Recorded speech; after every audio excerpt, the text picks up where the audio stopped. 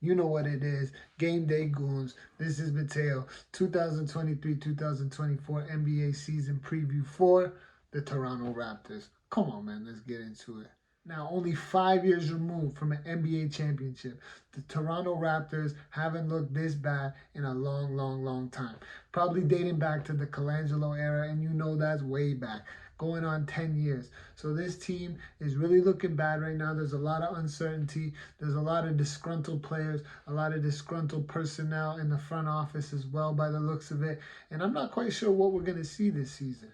The Raptors are definitely coming off an offseason to forget after letting Fred VanVleet walk for nothing, after, seemingly having the opportunity to trade him last season at the trade deadline to a few teams that were said to be interested. The Raptors said they weren't wowed by any offers, so they thought the best move was to just make no moves.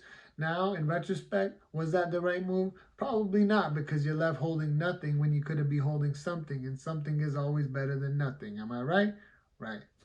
Now you couple this with the fact that Pascal Siakam and Masai Ujiri seem to be butting heads right now.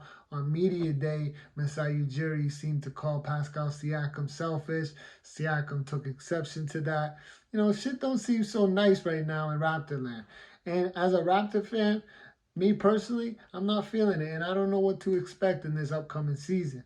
Now, they did get some big wins with signing a new coach, Coach Darko, and the fact that they re-signed Gary Trent Jr., at least for one more year. They re-signed Jakob Poeltl for a nice extension that's a pretty team-friendly deal. And they did manage to bring in the FIBA World Tournament MVP, Dennis Schroder. Now, that's a very overlooked and underappreciated free agency move that I think the Raptors sneakily and under the radar managed to make happen. So the fact that they did get Dennis Schroder for a very team-friendly deal is a big win for Raptors fans and for the Raptors organization. But will it be enough to move the needle?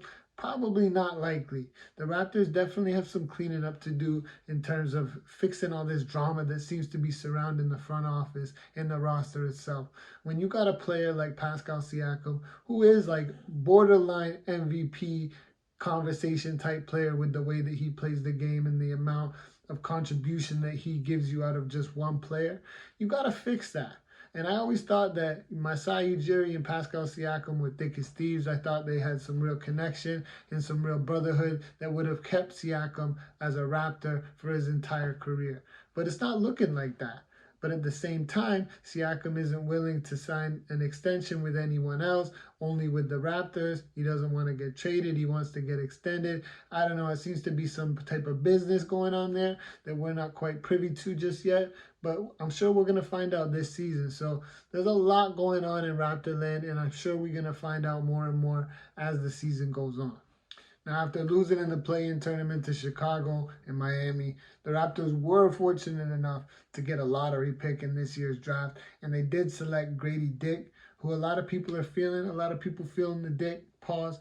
But that's one thing, that's one bright spot on our offseason, along with the signing of Dennis Schroder and along with bringing in Coach Darko. Those are the few bright spots of our offseason. But actually, a poll of 15 league insiders graded the Raptors having the worst offseason in the NBA this year, which is definitely something to be concerned about as a Raptors fan.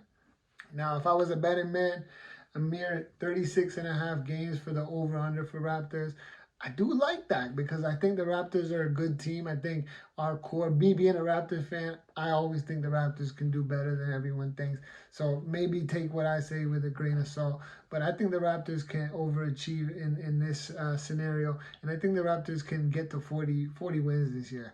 They had 41 last year, 41 wins, 41 losses. I think we can hit that. And I think we could even do better than that as a Raptors fan. I got to stop saying we because this is supposed to be an impartial, unbiased review. But hey, what do you want from me? I'm a homer. Now let's talk fantasy. The Raptors have a lot of players to consider in fantasy. Pascal Siakam, he's probably your number one bet on the Raptors. He's got the potential to be a top 30, top 25, even top 20 guy with the way that he plays the game. We also got Scottie Barnes, who's poised to make a big jump this year and to take a great leap as a player. He was said to be untouchable in trade negotiations with names like Kevin Durant and Damian Lillard. Scottie Barnes, untouchable. That says what this front office really feels like about him. So I think you got another guy there who's really got the potential to be a big fantasy asset with the way that he contributes to all 9 categories. You also got Jakob, who's a beast on the defensive end, who gives you some blocks and gets you some rebounds and doesn't really hurt you nowhere too much, except for free throw percentage. But he doesn't take too many, so it's not a big deal. And then there's Gary Trent Jr., who's a bit the opposite, who hurts you in the field goal percentage. And he does take a lot of shots, but he gets you a lot of steals. He's a steal specialist and a three-point specialist who can really help you if those are your categories that you're trying to hit. Dennis Schroder is also another guy who's probably going to have a pretty good fantasy year this year. And if he doesn't start the season as a starter for the Raptors, I say he probably ends the season as a starter for the Raptors. If we're talking overall outlook for the Toronto Raptors this season, I think we got a good chance at surprising people because everyone's expecting us to fail. Everyone's expecting the Raptors to fail. I really got to stop saying us. But everyone's expecting the Raptors to have an underwhelming season. And I think that they're going to have a better than expected season by any measure because they're a talented group of guys. And I think Dennis Schroder is really going to be the X factor for this team, if I'm being honest.